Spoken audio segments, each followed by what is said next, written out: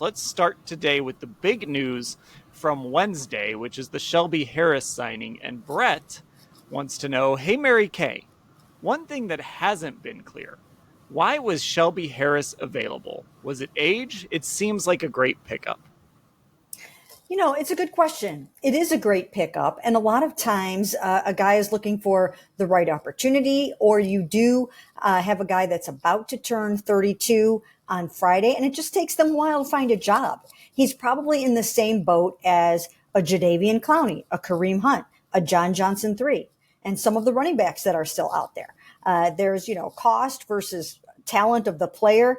But I don't think there's any smoking gun per se. I think it was just a matter of, bringing him into a situation that he wants to come into, and then also finding the right amount of money and all of those kinds of things. Once you get to this point in your career, you might not just want to go anywhere. You might want to have an opportunity to go somewhere where you can win, or you don't want to play for the veteran minimum and you want somebody that's going to be willing to pay you up to $5.25 million. So I think a lot of factors went into it, but I still think he has plenty enough in the tank to get the job done next to Dalvin Tomlinson. And maybe Shelby Harris just didn't want to go through the grind of training camp.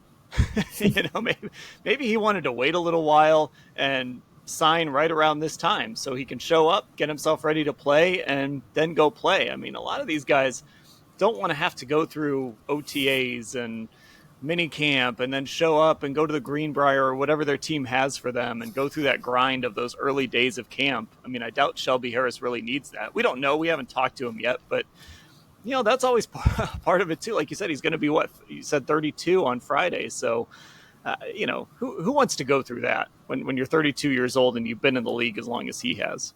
But this happens with all of these older, longtime veterans. They find their home just as the season is about to begin. And some of them, they wait until after all the final cuts are made and see how things shake out there. But I don't think that there is anything out of the ordinary here. Does this signing tell us, I mean, maybe we already knew this, but does this signing tell us that like the Browns are kind of all in, like they're going for it? Yeah, I think so. I mean, I think they're doing everything they possibly can to make every single position as strong as it can be. And I think this is also a sign that when they looked at the film and when Jim Schwartz looked at the film and evaluated it, that he must have felt he needed something a little bit more at defensive tackle. One of the good things about Shelby Harris is the fact that he can get inside rush. He can really, push the pocket from the interior. And that's one thing that's very important to Jim Schwartz in his defense. It's one of the things that they really liked about Zadarius Smith. Now, the thing about Zadarius Smith is he's probably going to be pretty needed on the outside, which means that maybe you do want somebody else getting that same interior rush from the inside besides him. So there will be times when we see Myles Garrett, Zadarius Smith, Dalvin Tomlinson, and Obo on the outside. Now there will be times where you will have Myles Garrett and Z on the outside, and then you will end up having, Shelby and Dalvin on the inside. So there's lots of different ways that you can go with these guys. And I think the key is, as we have been talking about all along with Jim Schwartz's defense, is the versatility. You can play Z outside, inside. I'm sure you could do the same thing with Shelby Harris, who has played in a 3-4 defense before. And, some people have considered him to be an end. And, so there's lots of different things that you can do with these guys. I don't know, maybe you line up with a 3-man front at some point and you throw Zadarius inside and Shelby outside and just do things to make an offensive coordinator and an offensive line have to think, because you've got all these high-level pass rushers just across the board, and who knows where they're going to line up. And, hey, the first thing you got to do is find 95. So if you can make that difficult, that could make for a long day for an offensive line. Yeah, I mean, they're stacking up and they're just adding as many really good defensive linemen and guys for that front as they possibly can.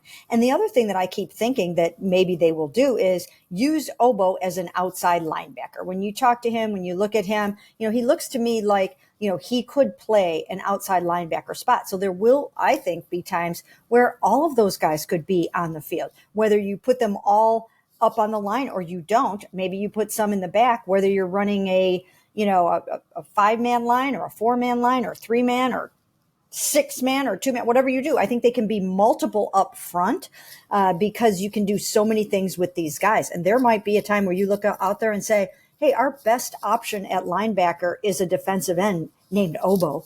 And I could see that happening. And, it's almost going to be catch me if you can type of looks that we're going to see on that defensive line.